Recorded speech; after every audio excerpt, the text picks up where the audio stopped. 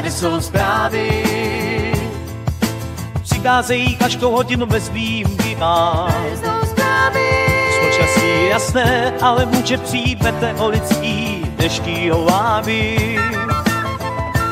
Tady jsou zprávy, na švedek na starou koskou únapu. tady jsou zprávy, Někdo nechal svůj život v plastovém sáčku. Tady jsou zprávy,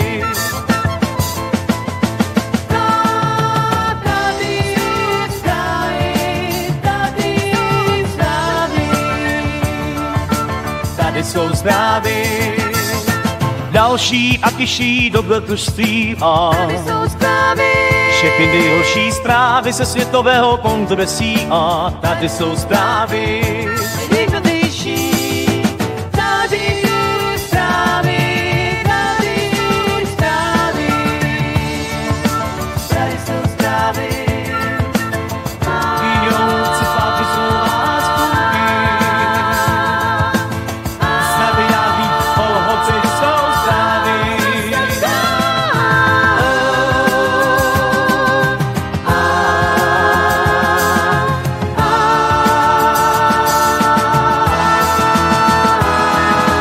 Tady jsou zprávy, někdo utekl ze satelitu. Tady jsou zprávy, Podívejte se, osobně může to být vina Boha.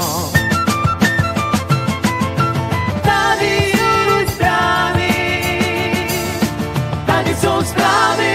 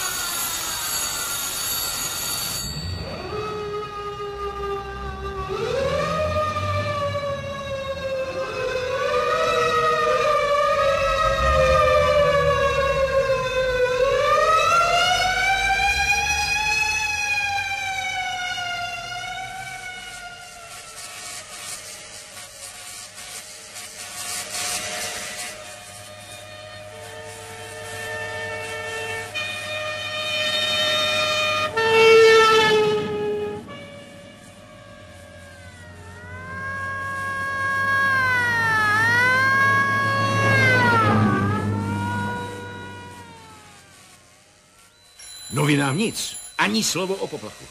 Maximálně zpráva o havarii stíhacího letounu. Komise zkoumá příčiny neštěstí a tak dále a tak dále. Žádné medúzy, žádné neznámé, blíže neurčené létající předměty. Poslyšte, Smithy, mohla by to být vada materiálu?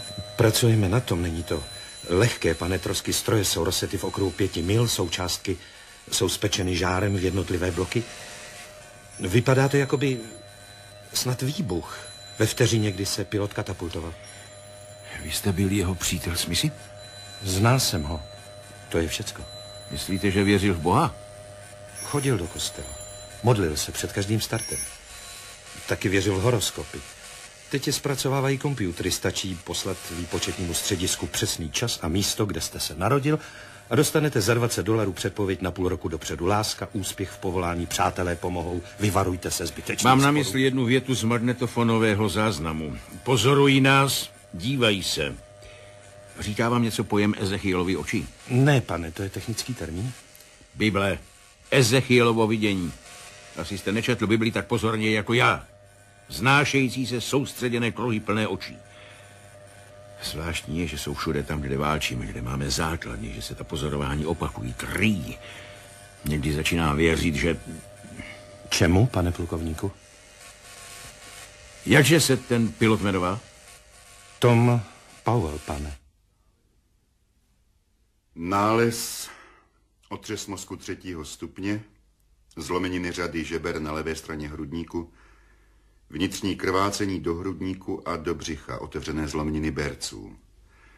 Snímky potvrdily původní předpoklad. Zdrojem největšího krvácení do hrudníku je poranění hrudní aorty.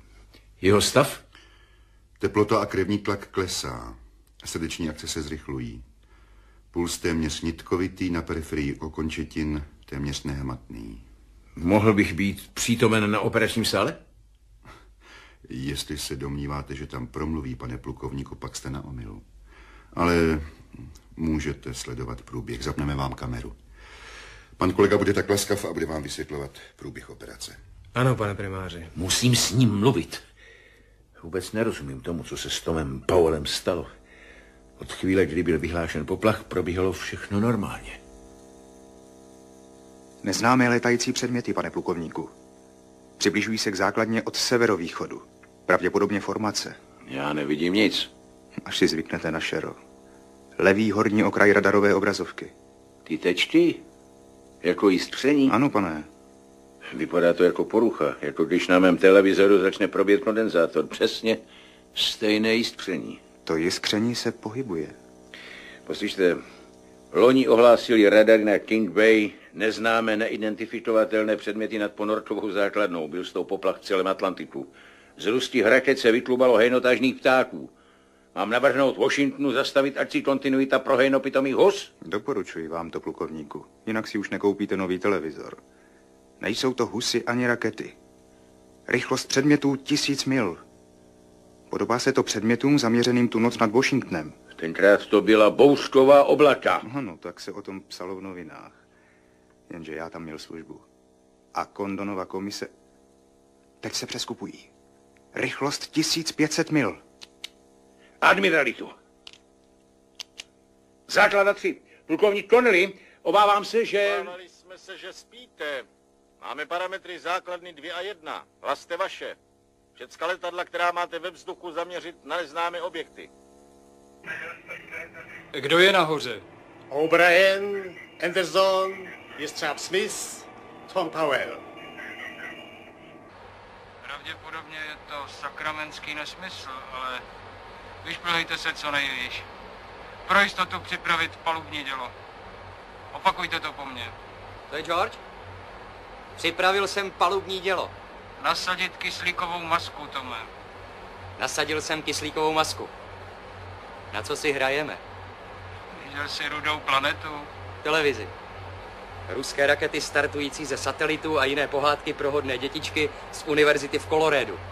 Tam přece založili modrou knihu o ufounech, ne? A rozkaz je hlásit všechny podrobnosti. Kdo je napravo ode mě?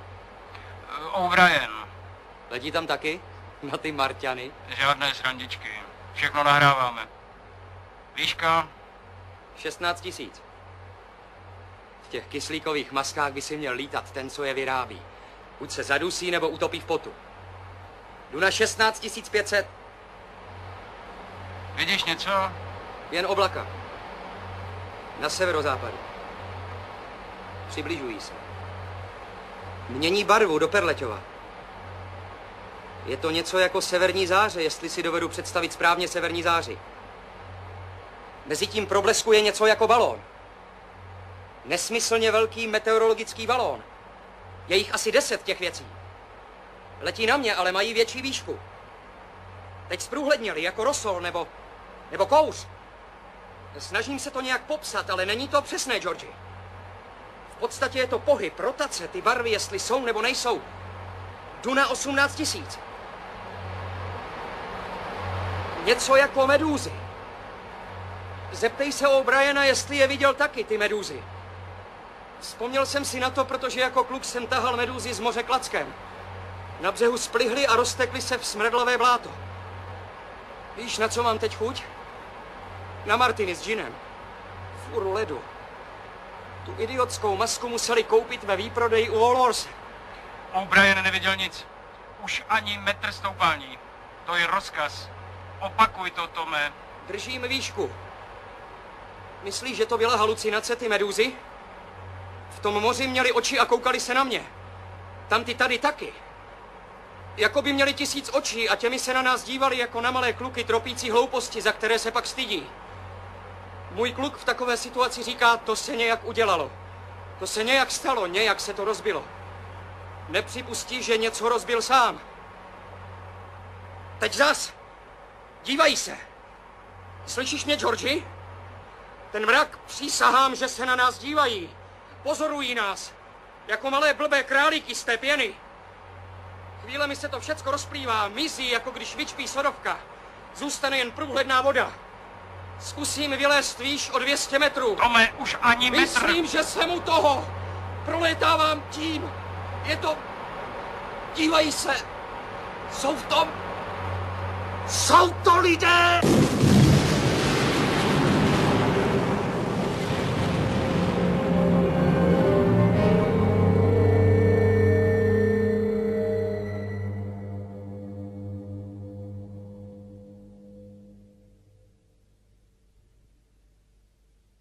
Anesteziolog nasadil první konzervy krve a zahájil přetlakovou transfuzi. Operatér skalpelem vede řez ve 4. mezižebří. Řez začíná vpředu u hrudní kosti a končí vzadu téměř u pateře. Vzhledem k nízkému tepennému tlaku není krvácení veliké. Jak jste říkal, že se jmenuje? Tom Powell.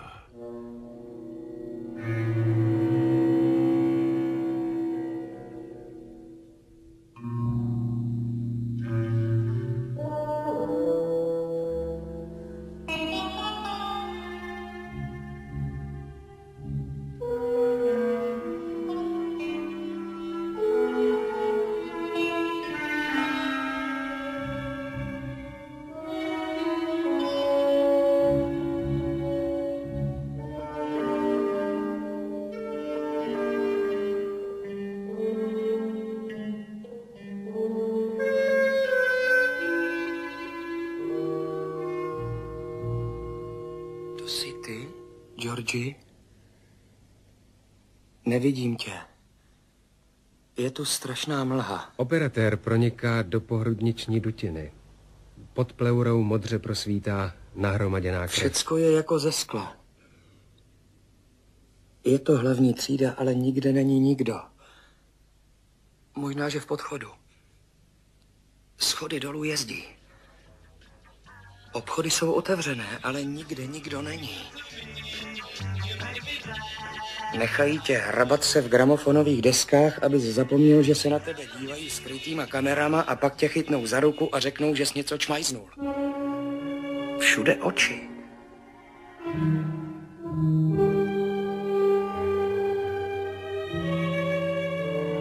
Z těch vykopávek tady jim nikdo neukradne nic. První Beatles. To už je skoro rarita, ne? Sinatra, Tom Jones, West Side Story. Kdo ti dal na tu desku, Tome? Táta? Myslíš si, že můžeme vyhazovat peníze za desky? Je z výprodeje, mami. Za 10 centů. Vždycky si vymýšlíte. Vždycky je všecko z výprodeje.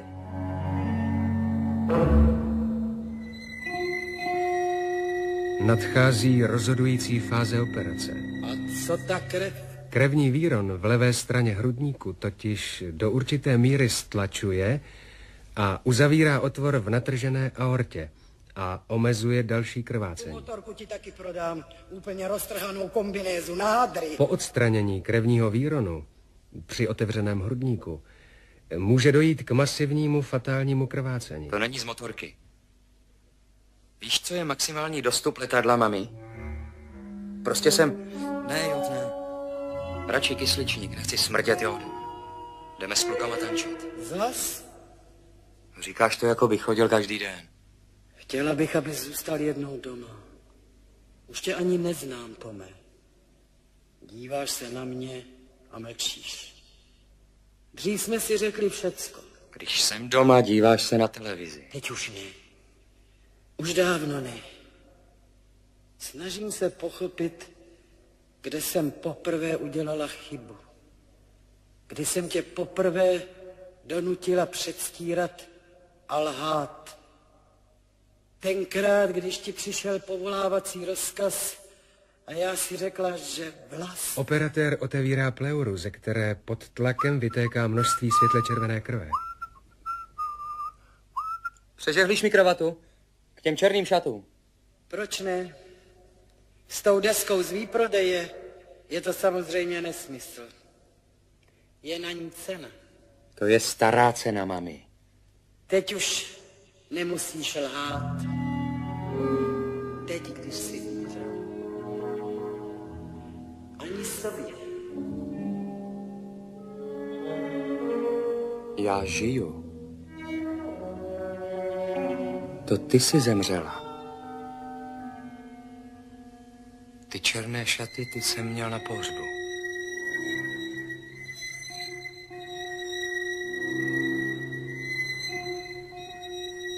Asistenti odsávají krev z hrudní dutiny, která pak projde filtry a rollerovou pumpou přístroje pro mimotělní oběh a je opět vrácena do krevního oběhu zraněného.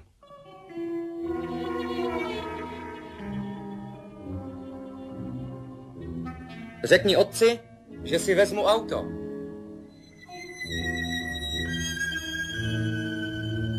Operatér proniká levou rukou po paměti k nejtypičtějšímu místu poúrazového krvácení z hrudní aorty, k odstupu levé podklíčkové tepny.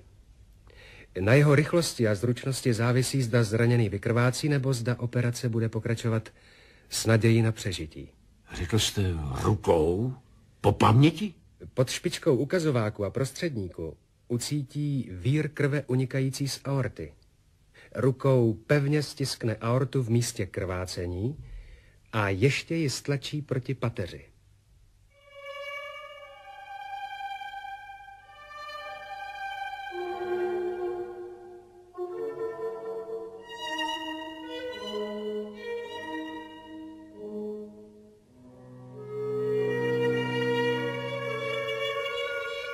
Řekl jsi, že s nikým ti nebylo tak krásně jako se mnou. To jsem řekl? Řekl jsi ještě, že máš venku vůz, že ho prodáš, že spálíš povolávací lístek do armády a že spolu utečeme někam daleko do Evropy. Do Finska nebo do Belgie. Někam, kde je levná půda. Chtěl jsi si vydělat na malou farmu.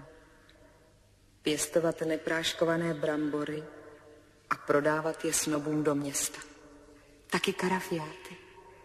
Říkal si, že za kilo karafiátových semen se platí fůra peněz.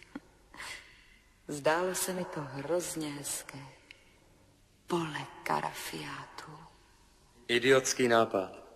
Belgie je drahá. Byl jsi tam někdy? 4 měsíce, než nás odvezli na základnu do Frankfurtu. Němcům tenkrát začali padat Starfightery. Měli jsme jim ukázat, že nezáleží na mašině, ale na tom, kdo v ní sedí. Většinou záleží víc na mašině. Možná, že jsme měli tenkrát doopravdy utéct. Alice. Věděla jsem, že si vzpomeneš, jak se jmenuju. Myslel jsi na mě od té doby několikrát. Dnes taky. Je několik věcí, na které myslíš pořád dokola. Na ukradenou gramofonovou desku, kterou si musel zaplatit. Na meduzy a na povolávací lístek, který si chtěl spálit. Tenkrát se to nosilo. Tenkrát si tomu věřil. I těm bramborám. Mrkev jsem nemohl nikdy ani cítit. Nechtěl si jí jíst, ale prodávat. Za peníze. Nyní musí být odsáta krev z pohrudniční dutiny. Levá plíce odtažena dolů a obnažena hrudní aorta. Stále ještě držená rukou operatéra. Říkal si, že i když na peníze kašleš, jsou peníze potřeba na spoustu malých, příjemných věcí. Jako jsi ty? Proč já? Já tě nemusím stát ani cent. Ve Finsku mají saunu. Ve vrchu ti splihnou vlasy. Budeš potřebovat šampon. Obrovské froté ručníky, do kterých tě po koupání zabalí. Co ještě budeme potřebovat? Psa. Psí hřeben proti blechám. Psí žrádlo v konzervách a dřevěný dům. Vejce a slaninu k snídani. A topinky. Kolik stojí opékač topiny? Myslíš automat? Pro začátek nám bude muset stačit obyčejný, dokud neprodáme metrák karafiátových semen.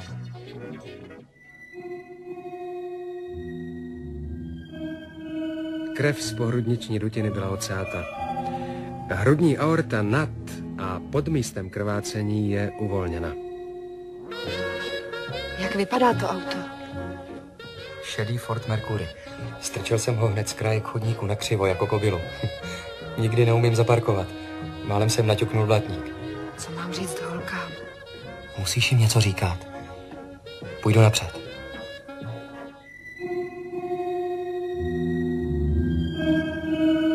Nyní bude přerušen oběh v Míše a v Ledvinách. Po 20 minutách může dojít k ochrnutí nemocného a selhání ledvin. V autě ne, Tome, prosím tě. Co máš proti autu? Myslela bych, že jsme žebráci. V podstatě jsme, ne, kecel jsem ti. To auto patří tátovi. Myslíš si, že to nevím? Na 30. kilometru je motel. Nikdo se tě na nic neptá. Zapíšeš mě jako svou ženu. Byla jsi tam už někdy? Říkali mi to holky. Pokoj stojí $30. Mám 15. Mám tě ráda.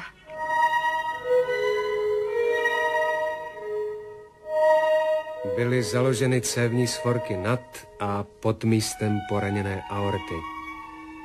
Operatér podélně otevírá aortu na přední stěně. Nerozsvícej. Tenkrát ti to nevadilo. Chtěla si, abych nezhasínal. Byla jsi zkušenější než já. Byl jsi druhý. Jen jeden před tebou. Lžeš? Nelžu. Hrála jsem si na něco. Ty si taky pořád na něco hraješ. Na muže, který se obětuje pro rodinu. Pro syna. Po ocátí krve je na zadní stěně aorty patrna trhlina. Operatér pokračujícím stehem z vnitřku aorty uzavře úrazovou trhlinu a pak zašije přední stěnu aorty. Nikdy pak mi už nebylo tak hezky jako s tebou. Mně taky ne, Tome. Snad proto jsem už druhý den nepřišla. Ty jsi tam nebyla? Nechtěla jsem, aby se všechno zkazilo. Líbilo se ti, že jsem děvka. Možná taky, že jsem se lekla těch brambor a mrkve a Evropy. Nerozsvěcej. Nechci, abys... Zázní. Ne. Co se ti stalo s rukama? Neschovávej je. Bolelo to moc. Ani ne. Musíš si jen pustit pořádně horkou vodu. Vzít ostrou žiletku a dívat se, jak voda kolem tebe pomaloučku růžoví. Vlastně je to úplně snadné. To jsem nevěděl. Nevíš spoustu věcí. Teď je budu vědět? Teď ano. Je to příjemné? Vědět? To ti nepovím. Myslím, že ne. Budeš mít starost. Nejdřív o syna. Teď je mu 5, ale za čas dostane i on předvolávací lístek. Pak začneš mít starost o celý svět. Nejhorší je, že nemůžeš zasáhnout. Jen se dívat. Alice. Jsem ráda, že jsi vzpomněl zrovna dnes. Lhala jsem. Tenkrát jsem tě čekala. To ty jsi nepřišel.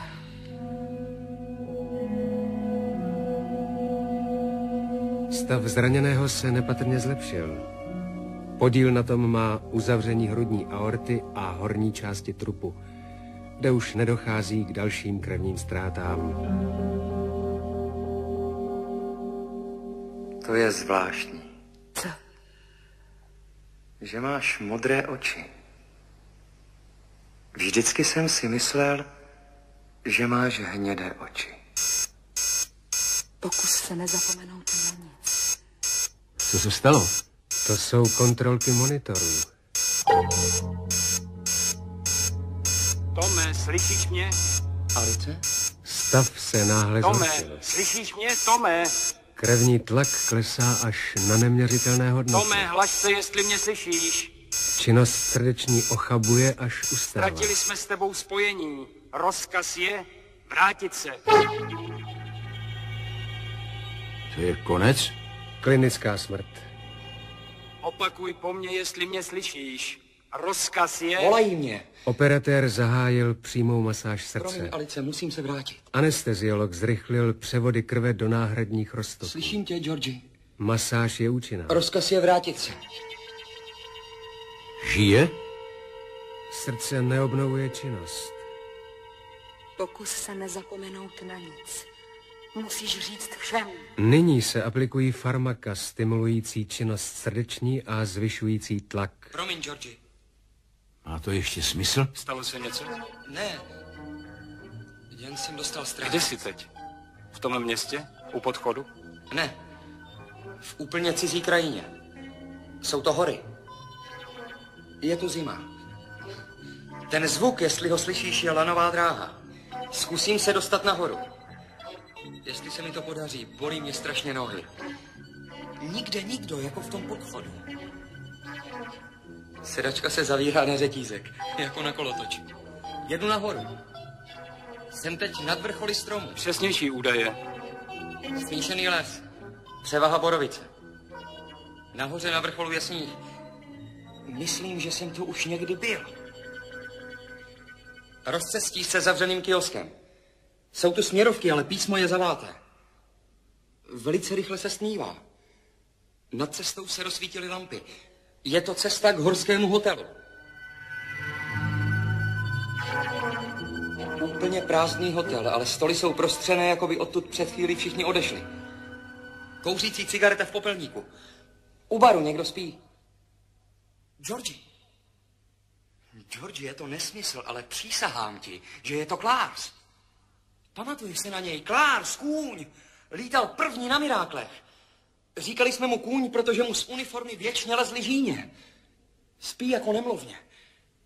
Když s ním za cesu šplouchá v něm whisky. Něco se tu muselo stát.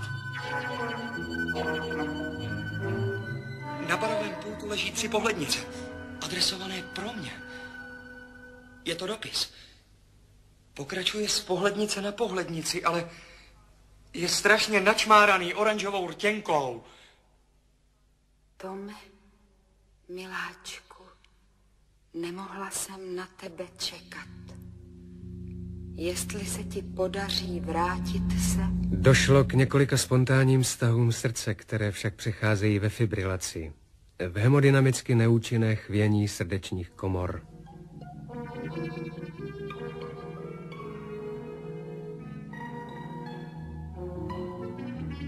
Klárci? Počkej, neříkej nic. Belgie a Frankfurt.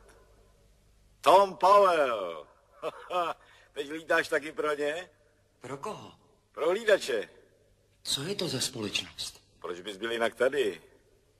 Jestli chceš, doporučím tě, je nás tu spousta. Emis. Ten se přece rozflákal na Starfighteru. Ráno mu můžeme zavolat. Vyspíš se u mě, mám tu auto. Jestli se odvážíš se mnou jet.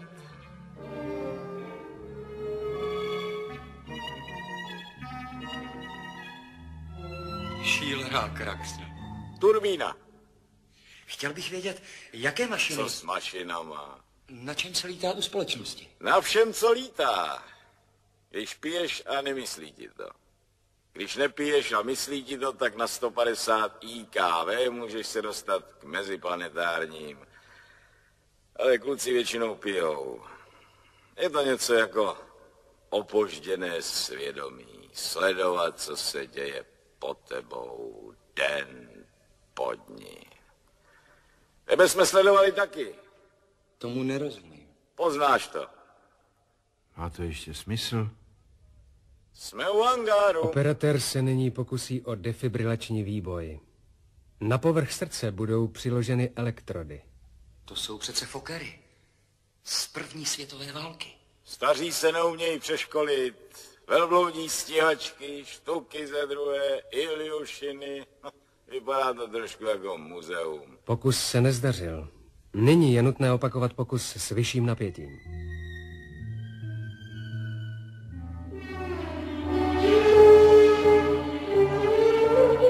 Vypadni! Srdce obnovilo svou činnost. Proč jsi neřekl, že sem nepatříš?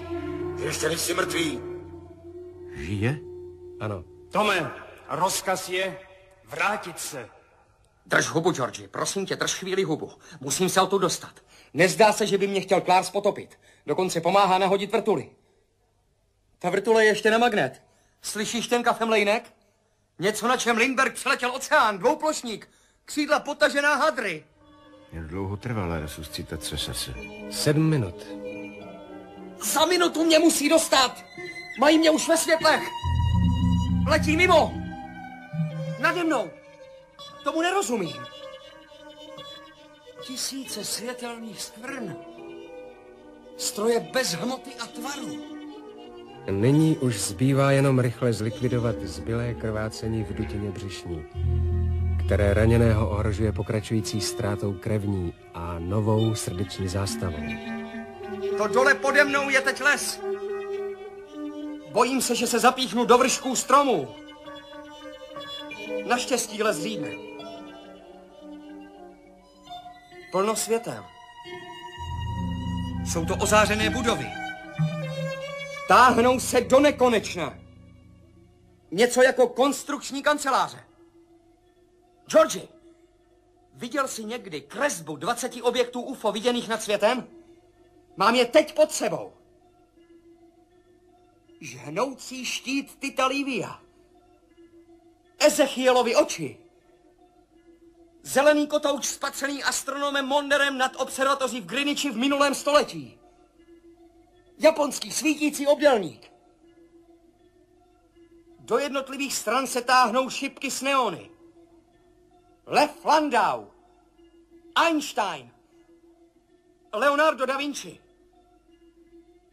Všude je hemžení, jako v mraveništi. Něco nakládají. Jsou to knihy, sochy, modely staveb, obrazy. Možná kopie obrazů, protože jak jinak by se tu vzal Rousseau a Renoir. Další objekty se vynořují z moře. Operatér otevřel dutinu břišní, horní a střední laparotomy. Myslím, že jsem v tom, Georgi! Je třeba odstranit tmavou, sraženou krev. Moje výška je teď snad 20 metrů. Byl jsem idiot, měl jsem si vybrat kluzák. Zdrojem krvácení je zřejmě poraněná slezina. Tome! Operatér nyní musí slezinu odstranit a podvázat cévy.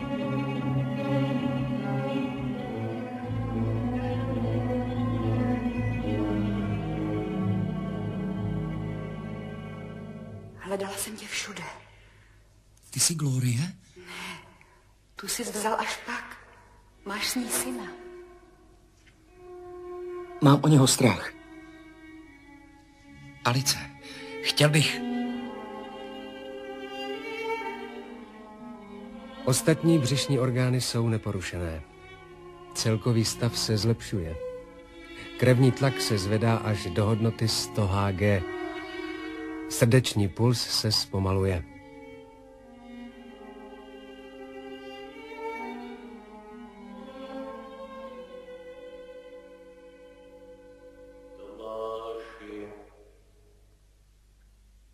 Tomášku. To jste vy, dědečku? Vás jsem neviděl, ani nepamatuju. Ale poznal jsi mě. Byl jste jediný, kdo mi říkal Tomáši. Byl jste jediný, kdo se ještě jmenoval jinak než my. Pavel. Ne Pavel. Byl jste jediný, kdo ještě mluvil tou podivnou cizí řečí.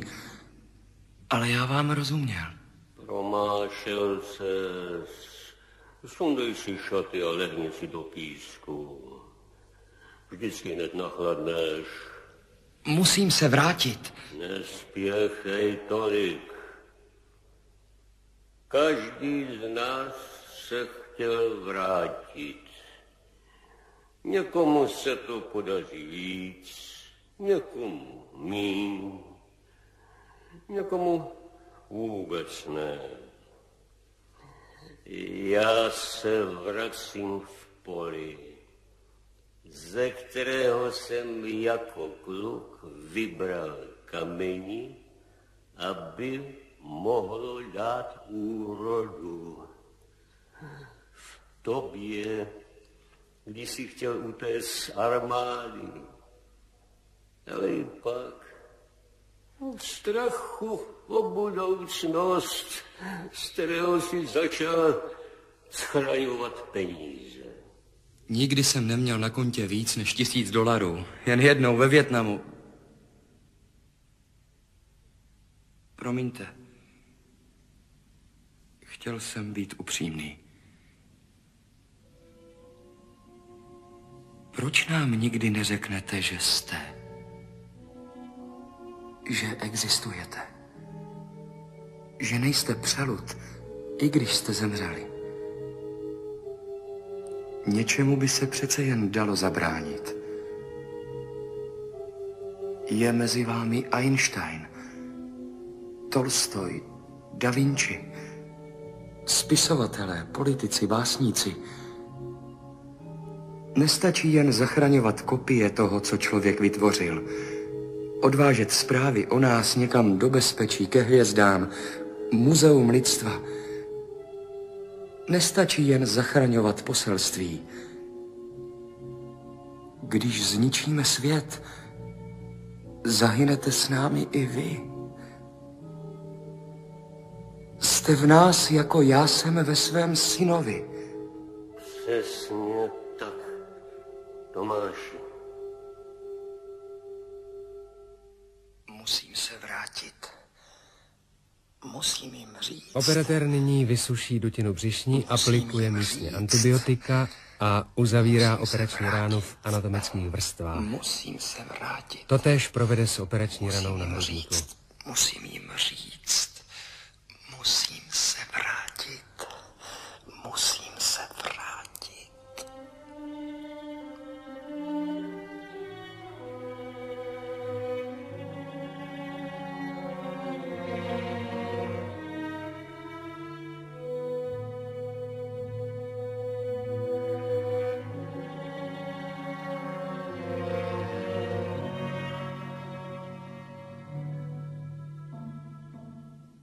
Naděje na přežití, pane primáři? Dobrá. Bezvědomí způsobené otřesem mozku by mělo bez následků odeznít.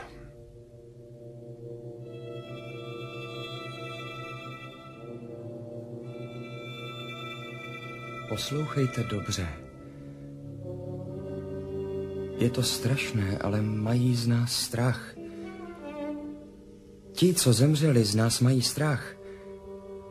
Z nás, lidí. Oči světa. Hlídači, i když sami nejsou bez viny na tom, co je. Možná, že takhle nějak vznikl Bůh. Chybující Bůh. Ustrašený Bůh. Můžete zkusit s ním promluvit, pane plukovníku. Tome. To jsi ty, Georgi? Tome, pokuste se soustředit. Jsem plukovník Connelly. Vyšetřujeme příčinu vaší havárie. Ano, pane plukovníku. Teď vám přehrajeme záznam. Smysl, spuste to. Ano, pane. Vidíš něco? Dávejte pozor, Tome.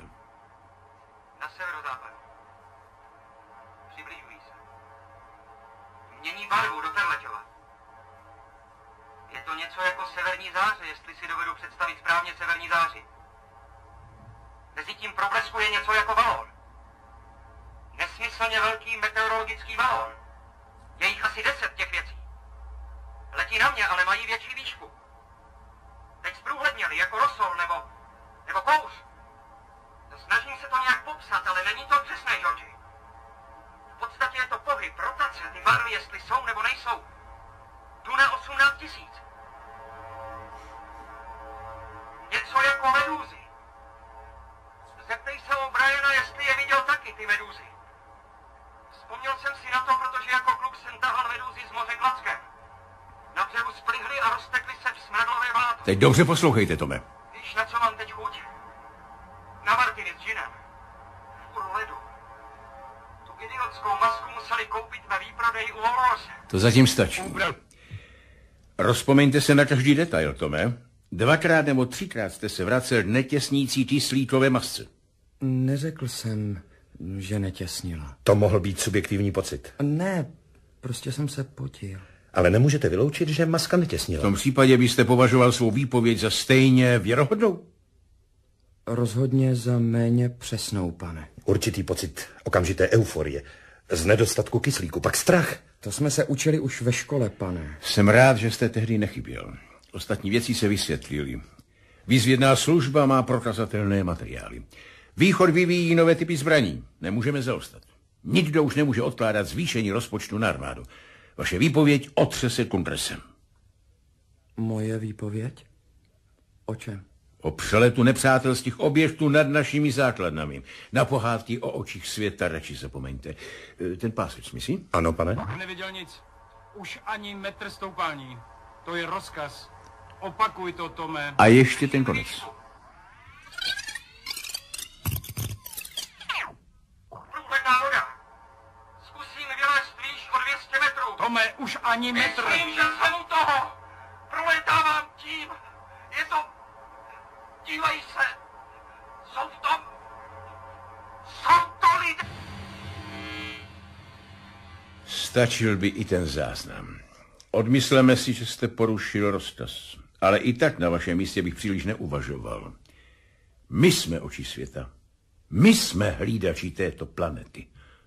To jste se snad ve škole učili taky. Ano, pane. Rozumím, pane. Děkuji, pane. Pane primáři, mohl bych vás ještě o něco poprosit? Ano? Nemáte tu náhodou sklenku whisky? S ledem, pane plukovníku? Raději bez ledu. Myslíš, že to byla halucinace, ty medúzy? V tom moři měly oči a koukali se na mě. Tam ty tady taky. Jako by měli 1000 očí a těmi se na nás dívali jako na malé kluky tropící hlouposti, za které se pak stydí. Můj kluk v takové situaci říká: to se nějak stalo. To se nějak udělalo. Nějak se to rozbilo.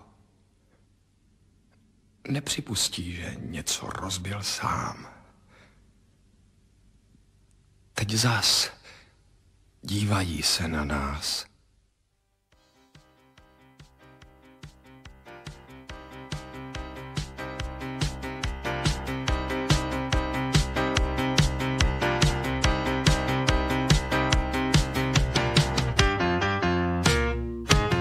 Tady jsou zprávy, přicházejí každou hodinu bez výjimka.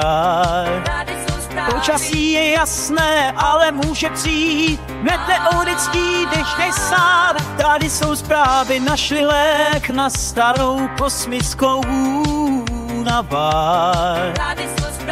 Někdo nechal svůj život v plastovém sáčku jamar. Tady jsou zprávy. Tady jsou zprávy, tady jsou zprávy.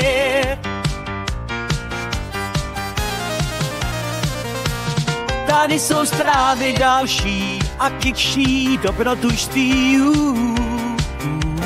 Tady jsou zprávy. Všechny nejhorší zprávy ze Světového kongresu. Tady jsou zprávy. Ty nejnovější. Tady jsou zprávy. Tady jsou zprávy. Tady jsou zprávy.